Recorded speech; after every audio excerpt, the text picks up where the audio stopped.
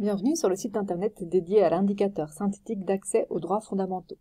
Ce site internet vous permet de consulter le résultat de l'ISADF pour votre commune et de naviguer dans les différents sous-niveaux qui le composent. Les droits et indicateurs marqués d'une astérisque rentrent dans la composition de cet indicateur synthétique. Les autres constituent un tableau de bord qui permet une analyse ou un diagnostic de la situation pour votre commune, mais ne sont pas repris tels quels dans l'indicateur synthétique pour des raisons statistiques. Alors, je vais vous montrer dans un premier temps comment consulter le résultat de l'indicateur pour votre commune. Donc, par défaut, le site internet est placé sur ce curseur-là. Si je descends un petit peu plus bas dans l'écran, je peux sélectionner une commune. J'avais précédemment choisi Namur. Je peux décider de regarder le résultat pour Mons. Voilà, donc la carte se met à jour. J'ai donc la carte qui me présente le résultat de l'ISADF pour chaque commune wallonne, avec un petit curseur qui m'indique où se trouve Mons et le score obtenu ici à 0,29.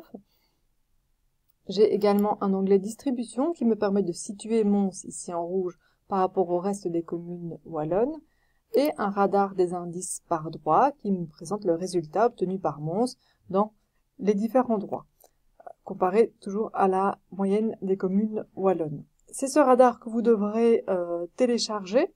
Donc pour ce faire, en haut à droite, un bouton télécharger. Quand je clique dessus, on me propose différents formats, PNG, JPEG, PDF, etc. Je vais choisir ici JPEG. Donc vous voyez, j'ai cliqué dessus, le fichier se télécharge. Quand je l'ouvre, j'obtiens bien une image avec le titre, le radar, la légende, que je peux utiliser à ma guise dans un document Word, par exemple. En dessous de cette zone à illustration, je retrouve toujours la même structure, c'est-à-dire une zone de données où on reprend les données qui figurent dans le graphique supérieur qui sont sélectionnables, et une zone de métadonnées où on retrouve des éléments très importants comme les définitions de l'indicateur sélectionné et une clé de lecture qui me permet de comprendre comment lire notamment les cartes. Au niveau de l'indicateur synthétique, j'ai aussi une zone de téléchargement qui me permet de télécharger en Excel toutes les données de l'ISADF par commune, donc au format Excel.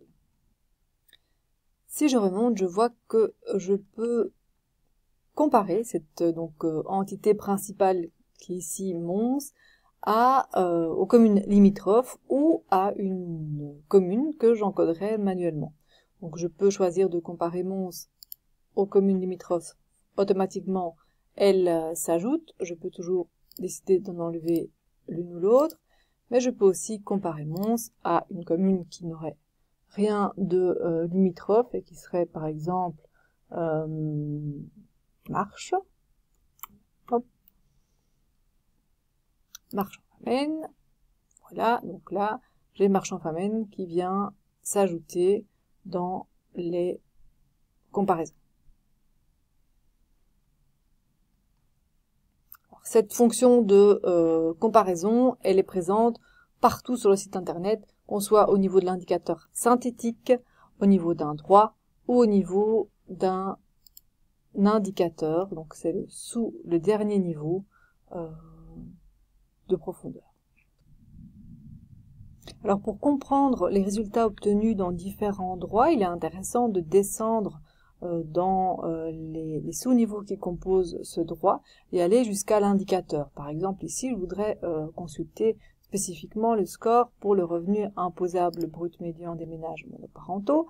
Donc en cliquant sur l'élément dans le menu, automatiquement le site descend jusqu'à l'information que je veux consulter. Il a retenu la comparaison que je voulais faire avec les différentes communes et il me présente la cartographie de l'indicateur normalisé, puisque pour constituer l'indicateur synthétique, tous les indicateurs ont été normalisés, donc ramenés à une valeur entre 0 et 1.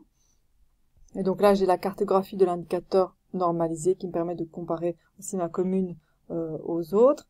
Et puis j'ai une cartographie de l'indicateur brut, c'est-à-dire les résultats ici obtenus, peu importe.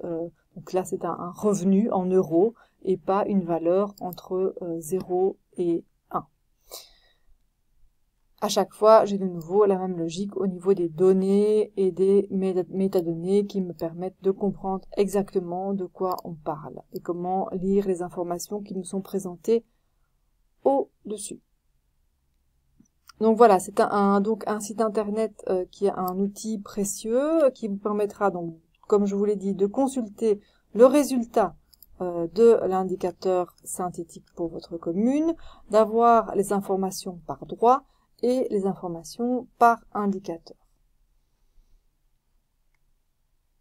Donc n'hésitez pas à vous emparer de l'outil. Si vous avez la moindre question, à nous contacter donc concernant l'utilisation de ce site internet à l'adresse info@ewebs.be ou par téléphone. Merci et bonne visite.